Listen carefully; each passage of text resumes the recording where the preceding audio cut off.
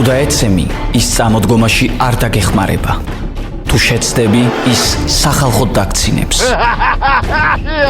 ის ნერვებზე თამაშის ვირტუოზია და კოჟრებზე დაბიჯების დიდოსტატი. ის შეიარაღებულია მიკროფონით და ძალიან საშიშია. ჯოკერი, დავით ლიკლიკაძის საავტორო გადაცემა. უსმინე ყოველდღე, შაბათ-კვირის გარდა, ძველი ქალაქის ეთერში. ჯოკერი, სასაცილოა. დღეს მოგიყვებით ეროვნულ-დემოკრატიული პარტიისა და დამოუკიდებელი საქართველოს პარლამენტის ოპოზიციური ფრაქციის ლიდერის სპირიდონ კედიას შესახებ.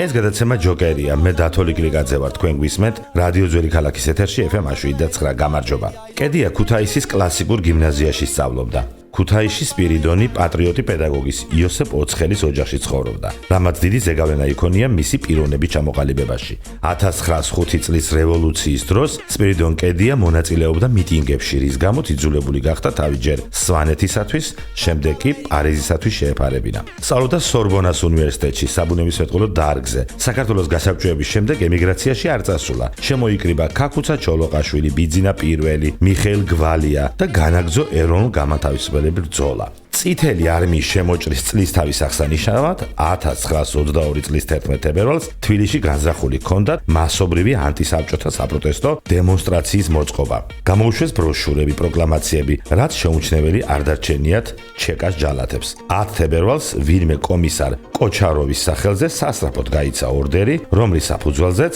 1922 წლის თებერვლის სუსხიან დღეს დააპატიმრეს 38 წლის სპირიდონ კედია და მისი თანამოაზრეები იასონ ლორდ-კიფანიძე, მიხეილ ღვამიჩავა, სამსონ ფირცხალავა. სპირიდონს 6 თვე ჯერ მეტეხის ციხეში, შემდეგი 6 თვე კი საგუბერნიო ციხეში უმძიმეს პირობებში გაატარებინეს. იმის გამო, რომ სპირიდონ კედია კარგად არც ეროვნულ მთავრობასთან იყო და მეტიც ოპოზიციაში იმყოფებოდა, ბოლოს როგორც იქნა მისცეს საზღვარგარეთის პასპორტი, რომელზეც ეწერა: "თხოვთ მთავრობის წარმომადგენელთ, რომელთაც დავალებული აქვთ წესრიგის დაცვა, თავისუფალი გზა მისცენ სპირიდონ კედიას მეუღლითურთ საქართველოს რესპუბლიკის მოქალაქეს, რომელიც ცხოვრობს საქართველოში და მიემგზავრება უცხოეთს. ასე მოიშორეს საქართველოს ოქროპირად წოდებული კიდევ ერთი სასიგადულო მამულიშვილი." თუმცა სამშობლოდან გადახვეწილი სპირიდონი მაინც განაგრძობდა პოლიტიკურ და ლიტერატურულ მოღვაწეობას, გახდა პარიტეტული კოლეგიისა და ემიგრაციაში დაარსებული საქართველოს დამოუკიდებლობის საზღვარგარეთის დელეგაციის წევრი. გამოცემდა გაზეთს ერის გუშაგი, ჟურნალს სამშობლოსათვის